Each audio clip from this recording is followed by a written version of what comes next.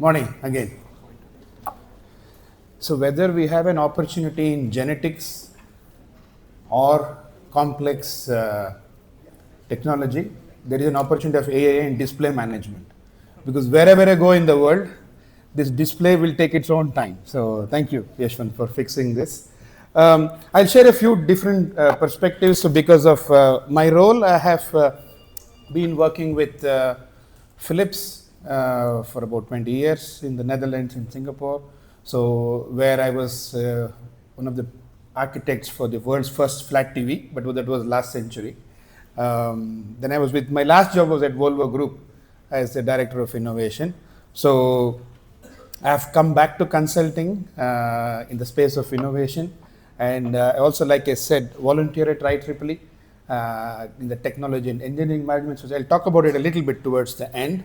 So I'll give you my perspectives from this side. I usually have this habit of Googling some keywords. So when I Google, so just it's like going to the Google search engine and typing AI, you get this.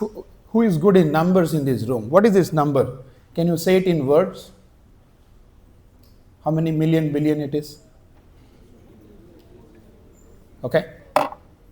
When I key in innovation, there is something wrong with the font, so bear with me. I get how many?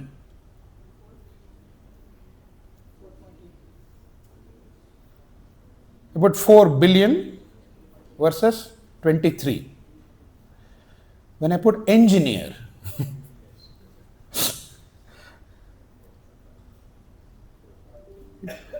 then I did something else. I put how to be happy or just happy. What number will this be?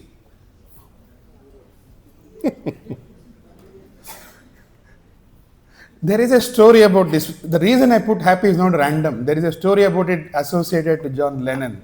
When he was a kid, apparently, there was an activity in the class. And the teacher asked everybody, what do you want to become when you grow up? So different kids wrote different things. Some kids wrote lawyer, some kids wrote scientist, some kids wrote rocket scientist, engineer, blah, blah, blah. And this guy also wrote something. So the teacher was opening every sheet with the name and calling out, hey, John, you did this. Oh, hey. So when this came to John Lennon, she said, and she opened and it written, what do you want to become when you grow up? He said, happy. So the teacher said, it looks like you didn't understand the question. And he said, looks like you didn't understand the answer. Because I want to be happy. So when I put in happy, I get this.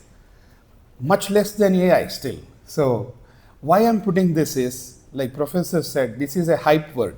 Hype words are words designed to make you appear cool, appear happy, appear, maybe whatever you want to do. That's why I put this short little clip, very short little clip, just look at it.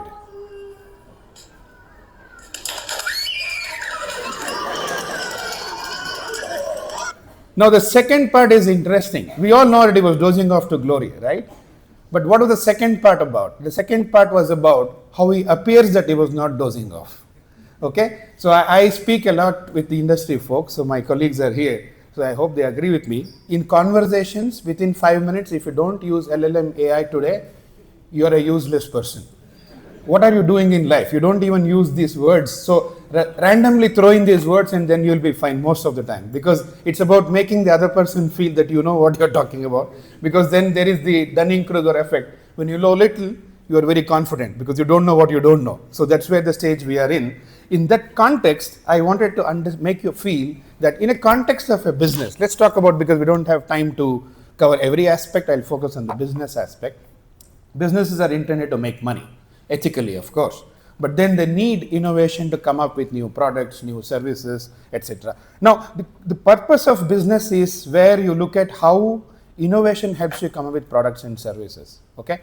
Now, what happens is with these new products and new services will not be the same thing. Let me give a simple example. We don't need high-tech example to understand this. We all know dosa for ages, but there is this little van that sells 99 varieties of dosa.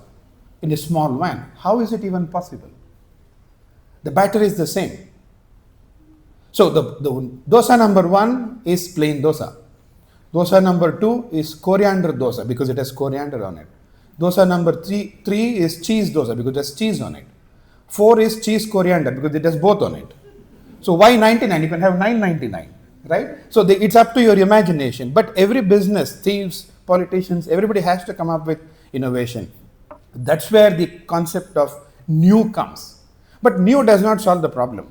Anything new has to make sense, which is the usefulness of it. Now that's where the harder part is. That's where it starts to appear about how innovation can be helped by AI.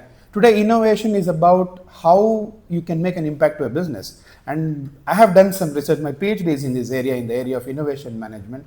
In Indian industries, about what we call the global competence centers, there is about only 4% of the people who can do both new and useful. New is easy, but useful is not that easy and that straightforward.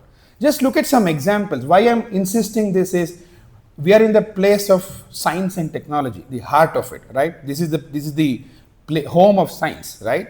But many a times in the context of a business, you don't need high tech, to make an impact. This is just a slip on shoes, okay? Nothing high tech. But you can have a very high tech solution for brain scans. So if you do manually scan tumors of patients with cancer, suspected cancer, accuracy is about 80%. But if you apply AI algorithms, it can go up to 99 to 99.6%. Now that's where the impact comes. The impact comes not because of AI, but how you use AI. So keep that in mind as we discuss in the next few minutes how this all comes. So we saw shoes as an example, low tech. We saw a high tech example of this. But innovation can also be in almost no tech. A kind of a detective selling his service for Valentine's Day. I mean, that's very interesting connection that his neurons have made. His job is to investigate, but he gave a very good value context to it, that maybe on some days it's more important to investigate than on other days. So the approach, how you use what you know, is more important. And I found this, you all know this picture, right? We use it for what? For the drishti. Yeah, I saw this picture near my farm, and my mother was scared. She said, "Don't go near." I said, "No, it's just a picture." It's amazing how people think. That's why I agree with Professor that when it comes to AI, the amount of reach it can go, maybe I also don't want to believe that it doesn't go that far, is that the creative part of it. The moment you talk about data, there is always a kind of prediction and estimation. If data were to be believed, India would never win in Australia. But the data was proven wrong because we created something new. Now, in this context, the whole of the scope of AI and innovation is anything and everything to do with the business. I'm not talking about business as a high-tech business. It can be any business. It can be a simple three-wheeler, foot street car to anything that autonomous vehicles that we are talking about. Professor talked about autonomous vehicles. When it hits someone, who should be jailed? Yeah, suppose after this session, my autonomous car is coming to pick me up and it meets with an accident. The car cannot be jailed. And I cannot be jailed because I was not in the car when the accident happened. So who should be jailed? So there are all sorts of new problems that will come that gives an opportunity for you to create something that you don't have. Now in that context, basically there are three blocks when you consider innovation creation. Okay, identification of where you want to create an impact. Okay, I have this gene technology to imitate. I have to increase the payload. I have to increase the efficiency. Then comes, how do you solve that problem or opportunity? What kind of ideas can you come up with? What kind of opportunities can you solve with what kind of solutions? A simple mosquito is about 10 solutions, right? So coil to the dispenser, electric dispenser, to band, to cream, it goes up. How many ways do you kill a rat? Rat. How can you kill a rat? Food poison? Okay. Sorry? Trap. Cat. Sticky mud is supposed to be banned. I support that. I just signed a petition. Maybe 5-10 ways you know. There are 108 patents how to kill a rat. A patent means it's different than others. So there are 100 more ways than all of us put together in this room know today.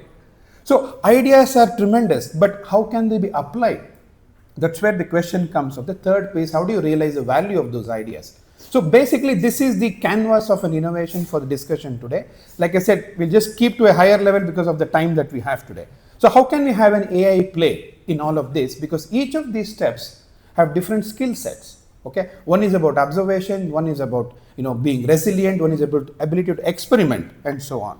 So There were a lot of metrics. People like metrics to understand what something is happening, right? So internet had supposed to have an impact of 10% increase in productivity, given that steam power, basically the engine that created it, it started a kind of a takeoff that was about 25-ish%, electricity 35-ish%. What kind of bubble would you put a number for AI? And they did a study to try to put a number, maybe not completely accurate. This is the impact that they are talking about.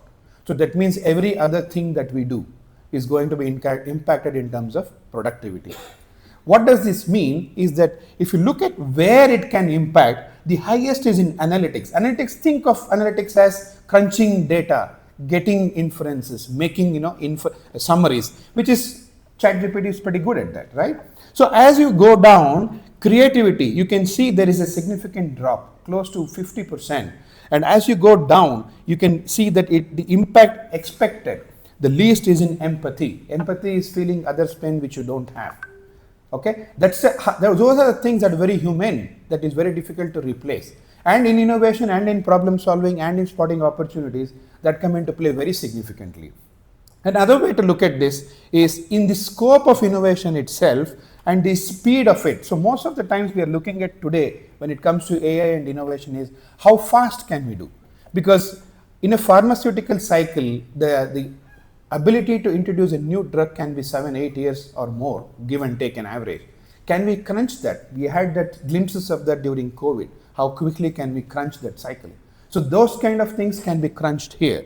Speed of development cycle, decision making. What does Google Maps give you? If you want to go from A to B, not that A to B, point A to point B, what would Google Maps give you? What does it throw up? What is the first result? Is it shortest? Fastest.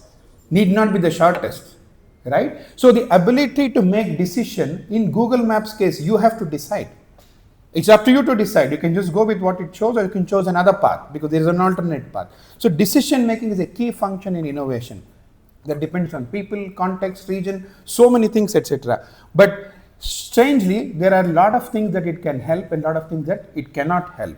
So opportunities to innovation. So opportunities are where you want to innovate. Okay, I want to make certain things better for certain people. For example, I want to have an aircraft which consumes less fuel.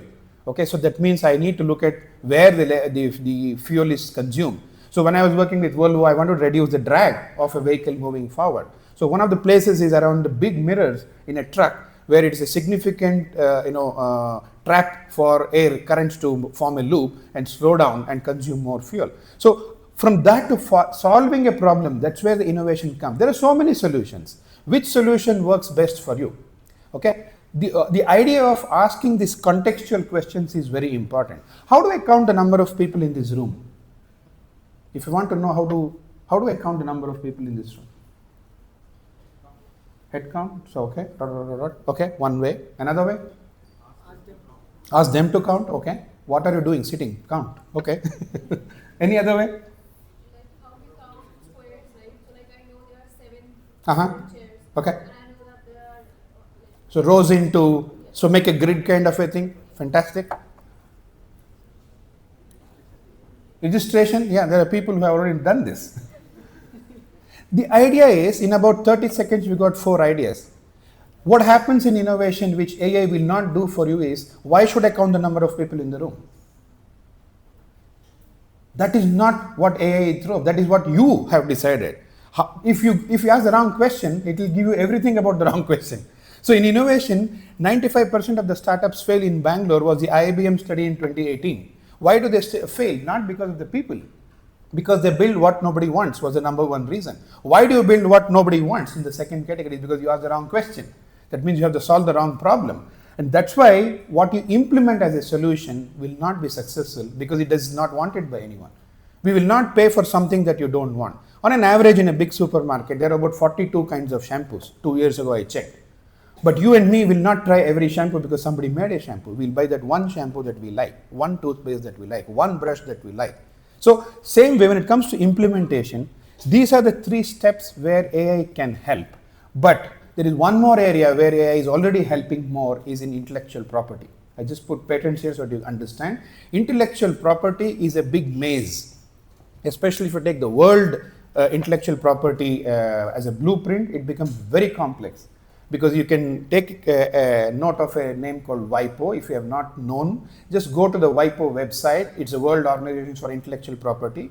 You will see wonderful tutorial. You can learn a lot about it, but you also understand where AI is coming. There is some technical term called prior art, which is basically saying what exists today. Like your research problem literature survey, very close brother to that is prior art for patents. What exists today? What has been done today? So if you want to find a new way to kill a rat, I should know these 108 patents first, because I cannot come up with the same one as 108. So that is another area where AI can help you a lot. So how does it help in an innovation place? One area is data crunching. So if I want to do a customer study to find out what is the preference of customers for XYZ, what kind of books do they read, what kind of clothes do they wear. So if you go to the social media, there is huge amounts of data. AI can help there. How do you make sense of these huge amounts of data? Or you can also use the patents that I talked about. Patents have a section called claims. And if you have 20 patents, which is normal in a good problem, you have 20 into 10 claims. We have almost 200 claims that you want to analyze. So those can be used as well, but use it something where you can have large amounts of data. The input part is where how do you find problems and opportunities? There are so many things that you can do. How do you give weightages? How do you model them? How do you understand your business, market size, and so many dimensions of data, plus the geopolitical tensions that create opportunities and they disappear overnight. Okay, if you want to start a manufacturing of clothes today, suddenly you don't have the same opportunity you had 3 months ago because of what happened in Bangladesh, right? So those things change overnight. If you're a steel person, then suddenly you have to look at different business models to make money out of your steel.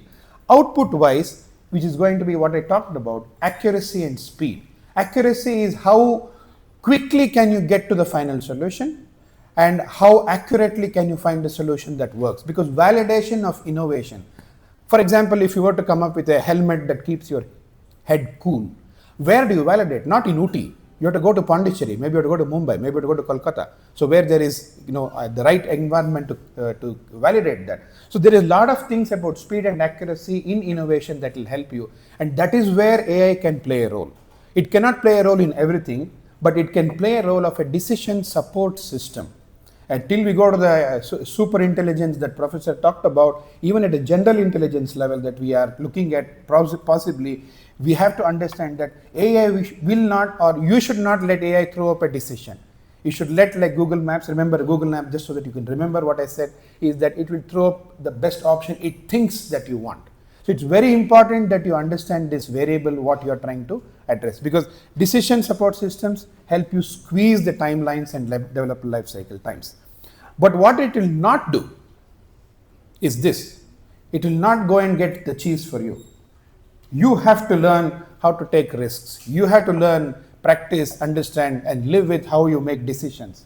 And decision making and risk taking does not come to many of us naturally because of whatever reason that our systems and practices and cultures, what you talk about.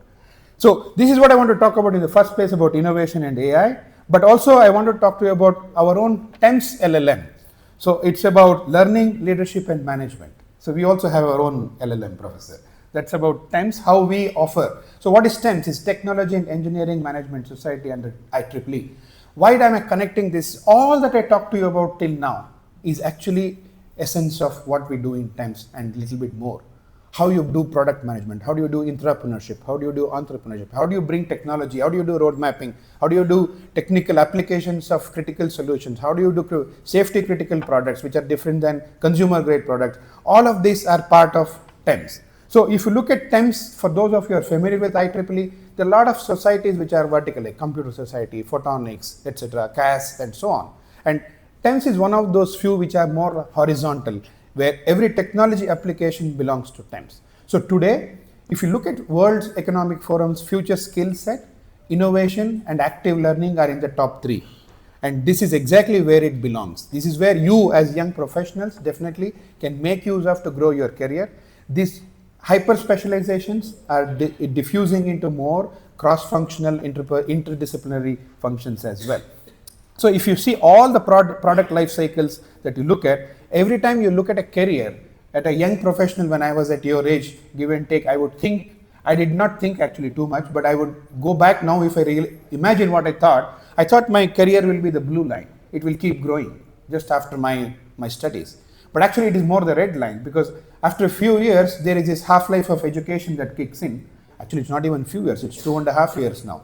So if you do a 4-year degree, by the time you come out, half is already useless. So then you add all the masala into it, then you're already completely useless kind of education. So you need to constantly upgrade your skill. And where does that learning come from is not only formal education, but practical learning. Where does practical learning come from? Meeting people like this who are in the program today. They have done a fantastic job to get all these, really accomplished people here. And talking to them 15 minutes is like learning a whole lot of things, because they'll give you their essence of experience in a capsule as such. This will help you build whatever life cycle of your product, project, companies that you work for.